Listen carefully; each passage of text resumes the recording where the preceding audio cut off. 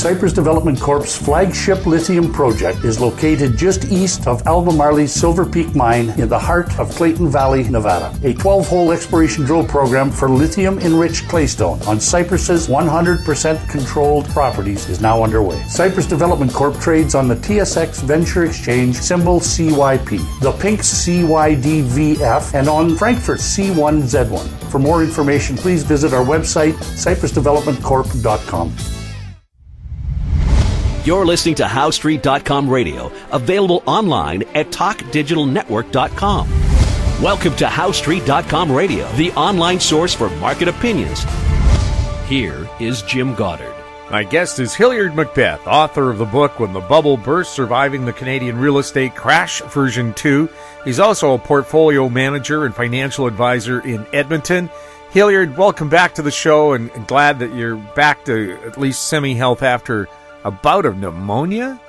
Yeah, it was a shock, really. I couldn't believe how little energy I had, but luckily the antibiotics kicked in right away, and so we're back to 100% again. So it was a quiet New Year's because of that. Yeah, that's one way to keep you on the straight and narrow. Yeah, it can't get any trouble. Hilliard, a survey finds that 58% of Canadians feel the lack of pipelines is a crisis. Is this going to spur any extra action on the government's hand, or are we still stuck in the mired down status quo?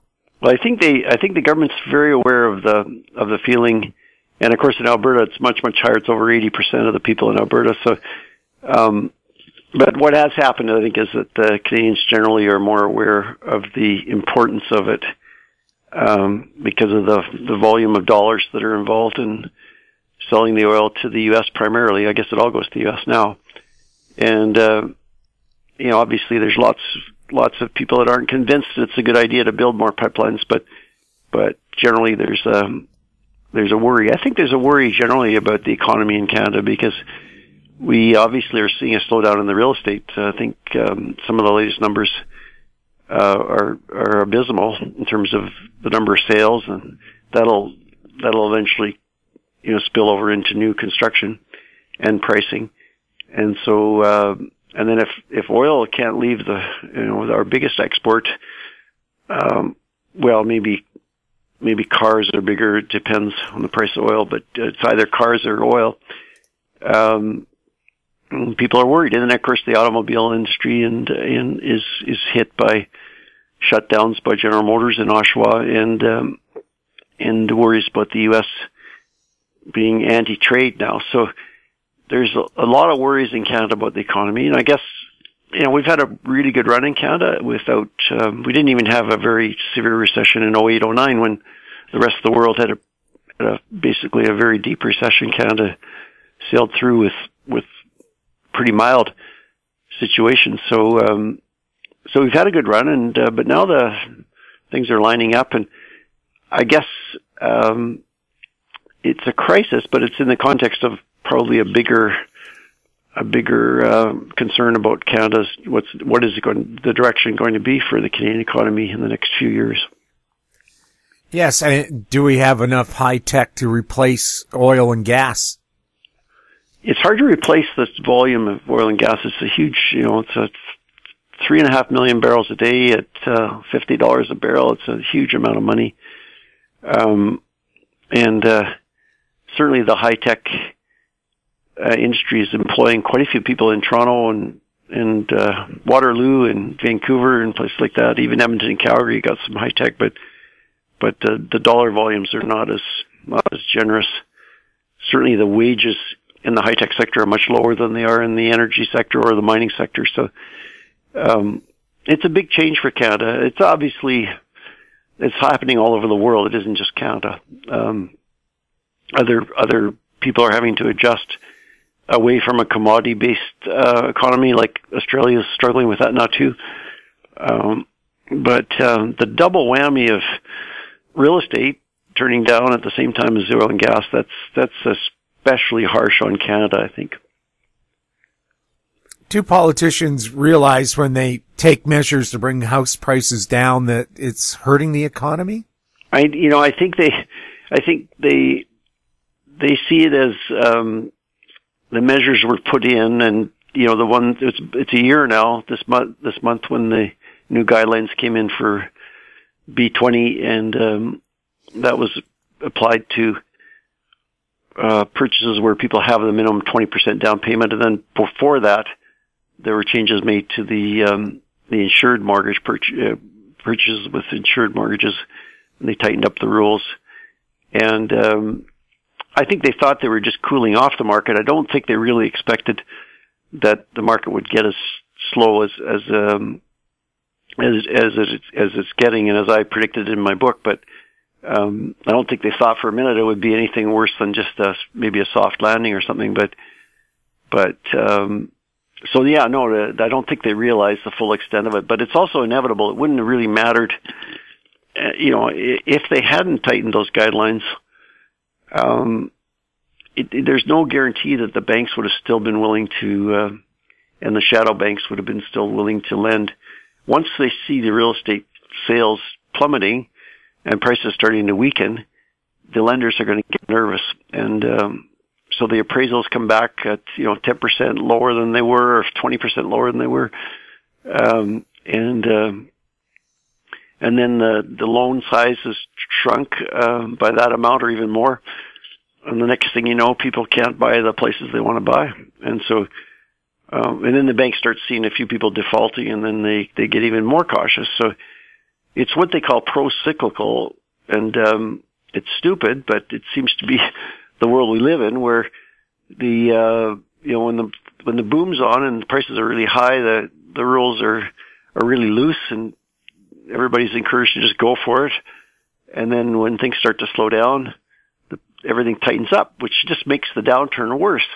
And the ideal would be counter-cyclical, where during the boom, the regulators and the government would say, okay, the boom times are on now, they're not going to last, so we're going to tighten up then. But of course, it never happens that way. They only start tightening up after when the slow times are coming, and that just makes the downturn worse. But we were going to have a downturn anyway. It's just probably they just pushing it into something even more severe than what we were going to have. In Vancouver, for example, prices are up more than triple. So if prices went down, just to say, for example, 40%, they're down 5 or 10% now, depending on which numbers you look at. Let's say they went down a total of 40% over 3 years. Prices would still be double in Vancouver after that correction. They'd still be double what they were 18 years ago. So people would still have a pretty decent return if they'd bought in 1999. But of course, that doesn't help the people that bought in 2016, in 2015, 2017. Those are the people that'll be hurt if there's a 40% correction now. And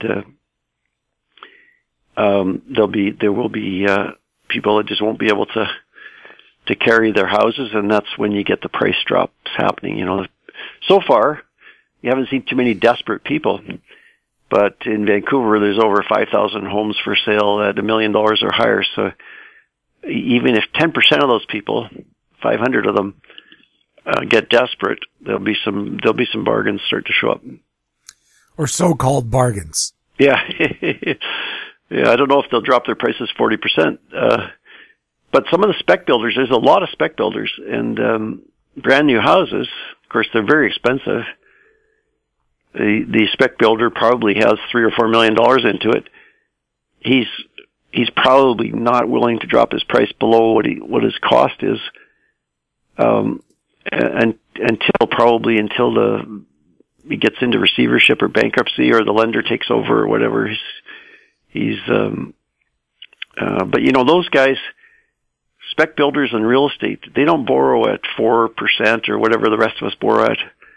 They tend to borrow at 10 or 15% because they're always having to borrow more than what the bank's willing to lend them. So the interest clock is ticking really fast on them, and that's what they get into desperate straits more quickly. The average homeowner that thinks their home is worth $2 million and turns out it's not, but they don't have a big mortgage. They've lived there for 20 years, they just pull it off the market. They're not going to drop their price just because it's gone down. But no, it's the guys that have the big loans and maybe borrowed from the shadow banks at 15%. Those are the ones that will be forced to drop their prices. We'll have more with Hilliard Macbeth right after this. I'm Douglas Mason, CEO of Naturally Splendid, symbol NSP on the TSX Venture Exchange. Naturally Splendid is a biotechnology and consumer products company focused on the global cannabis and health markets. Naturally Splendid is expanding distribution in this rapidly growing market with products currently in Canada, the USA, South Korea, Germany, and Australia. To view our comprehensive company presentation and for more information, please visit our website at naturallysplendid.com. I'm Kelly Jennings, CEO of PowerBand Solutions. PowerBand is a cloud-based provider of auction, inventory, and finance solutions that make buying, selling, and financing vehicles more efficient. PowerBand Solutions trades on the TSX Venture Exchange symbol PBX and on the OTCQB symbol PWWBF and on Frankfurt symbol 1ZV. For more information, please visit us at powerbandsolutions.com. Welcome back. We're speaking with Hilliard Macbeth. Hilliard, the Bank of Canada did not raise its rate last week. What kind of message are they sending? It's a very confusing message. You know, if you read, I read the media release, and then I listened to the conference call, and of course they don't necessarily want to maybe show all their cards, but I think the message is so confusing. I think it reflects the fact that they really don't know. So they said they were going to stay on hold for a while, but they also said that they plan to raise rates up to the what they call the neutral rate of interest. So the current rate of interest is considered to be lower than it should be for an economy. And we just finished talking about all the troubles in the economy, but actually the numbers that the Bank of Canada are looking at are showing a pretty strong economy. So it's what they call full capacity. So interest rates should be much higher than they currently are. They're still way too low in terms of economies operating at full capacity. So they don't know what to do, because if they raise rates much higher, they're going to put all kinds of people involved in the real estate lending into trouble. And so they kind of are aware of it, although they didn't talk about housing a lot in their media release or in the press conference, but they've got an impossible task, really. The way I say it is, and this may not be true in every instance, but in most of the cases in these cycles, the Bank of Canada is behind and so the other banks, central banks like Bank of England and the Federal Reserve, they're behind what they call behind the curve, and they just keep raising rates right into the next recession. And so they've hiked rates several times now in the last couple of years. And if they stop hiking rates, it'll be because we're in a recession, most likely. Otherwise, if we don't go into a recession, they'll just keep raising rates. The rates are too low, so they have to raise them. It's sort of what they're supposed to do. It's what they're expected to do. And then the recession will hit, and then they'll start cutting rates.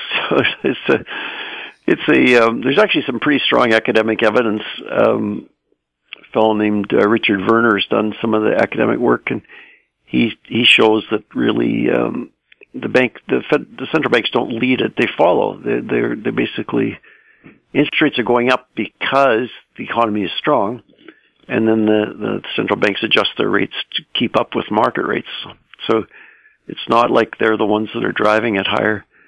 And that makes a lot of sense to me.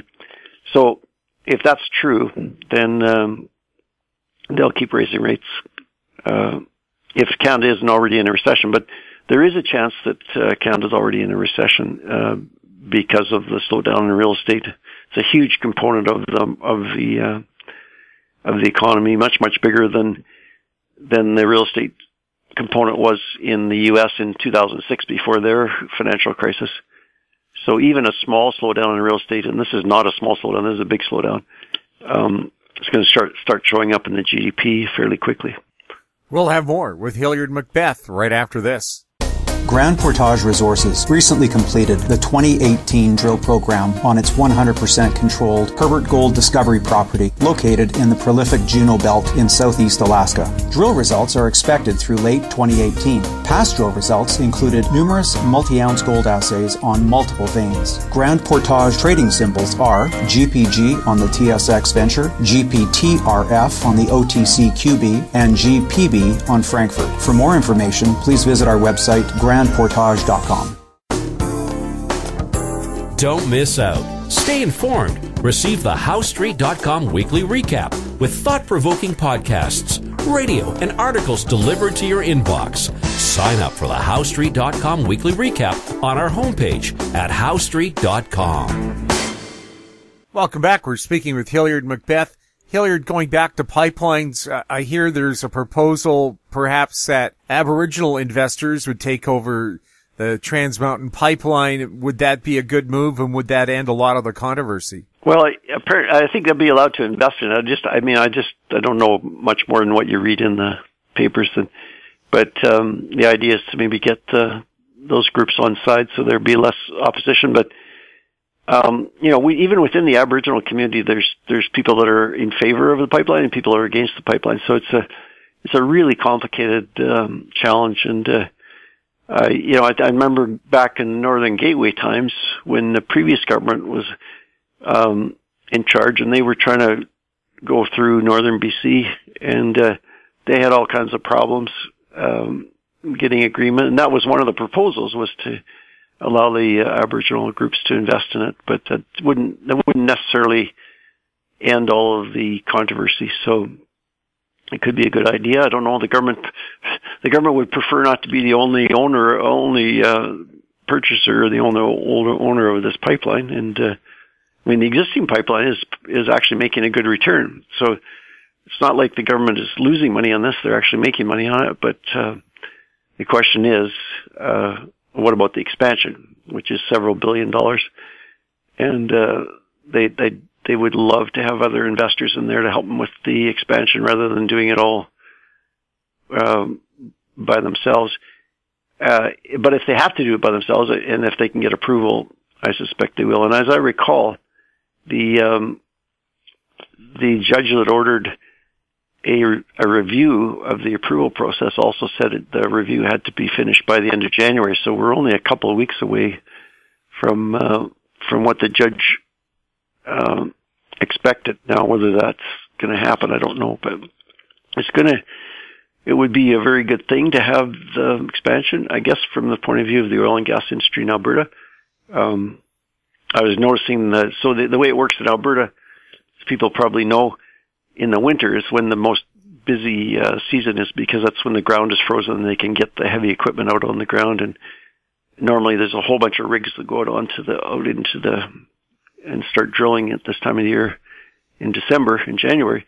But this year it was very, very a very weak response. So it's quite a concern. It isn't just the oil sands; it's other parts of the oil and gas industry as well. So it's anything that can be done in terms of finding new export markets or finding new outlets will help the Alberta oil industry. And they probably, I don't suppose people are going to shed any tears for them, but they probably need help right now.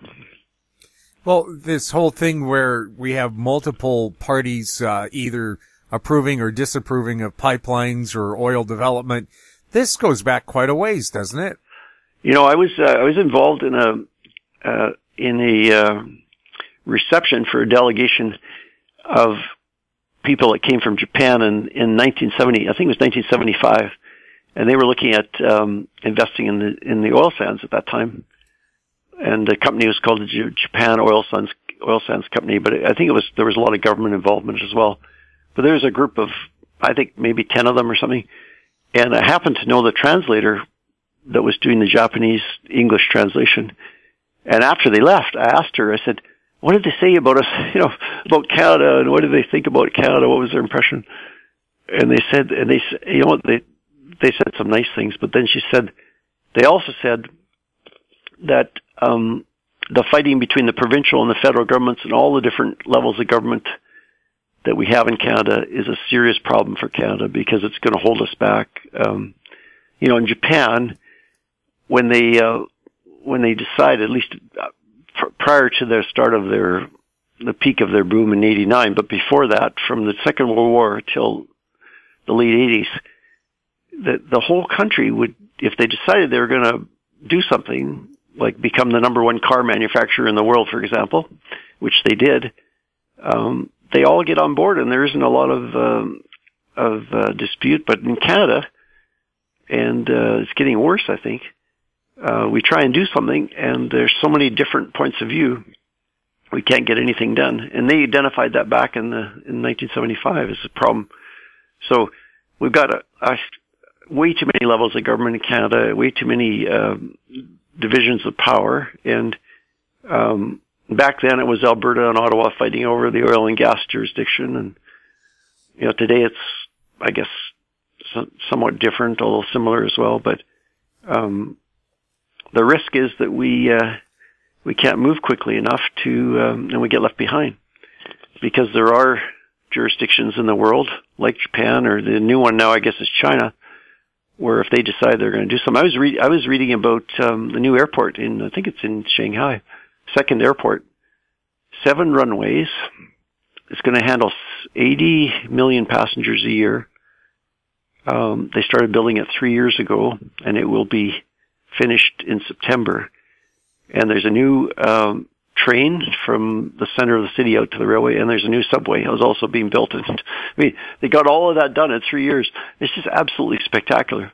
And now there's a lot of problems with how the Chinese society works, and Chinese government, with the central control of Communist Party and things like that. But it gives them a big advantage when they can actually make a decision and move quickly. Well, at least the airport's being built near an existing city with people in it. Yeah. Yeah, well, it's funny in Edmonton, I don't know, but our airport, for some reason, and it would have been in the 1960s, they decided to build it like a lot of miles away from downtown Edmonton, so we all drive like 30, 40 minutes to get out there, and you drive past all this farmland thinking, well, why did they put it so far out? But maybe they thought we were going to expand all the way out to include it. I don't know, but it's not that far out anymore. Yeah, there is a lot of the city's growing out that direction. That's for sure. I guess if you live on the south side, it's not. It's probably just almost exactly the right place. But some of us live on the north side. It's a little different. But yeah, it's even the U.S. Like if you ever go to LaGuardia in New York, it's unbelievable. Like that place has not been upgraded for 30 or 40 years. It's you got to think that there's got to be a better way to get some of these infrastructure projects done, whether it be pipelines or new airports or whatever. Something isn't working in North America, and we risk getting left behind. Hilliard, thank you so much for chatting with us, and glad that you're back to good health again. Thanks very much, Jim. Nice talking to you. My guest has been Hilliard Macbeth, author of the second version of When the Bubble Burst, Surviving the Canadian Real Estate Crash. You're listening to HowStreet.com radio. Find us on Twitter at HowStreet, our YouTube channel, Talk Digital Network. If you have questions for Hilliard or any of our other guests, you can send them to info@HowStreet.com. I'm Jim Goddard. Thanks for listening. Comments made on HowStreet.com radio are an expression of opinion only and should not be construed in any matter whatsoever as recommendations to buy or sell any financial instrument at any time. Available online at TalkDigitalNetwork.com. HowStreet.com radio is a production of HowStreet Media Incorporated.